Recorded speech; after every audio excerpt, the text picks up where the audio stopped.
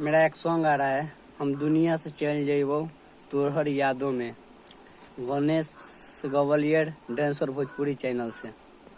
तो आप लोग जाइए, चैनल को सब्सक्राइब कीजिए, यूट्यूब पर सर्च कीजिए गणेश गवलियर डांसर भोजपुरी चैनल। आइए तो आप लोग के म्यूजिक के साथ सुनाते हैं।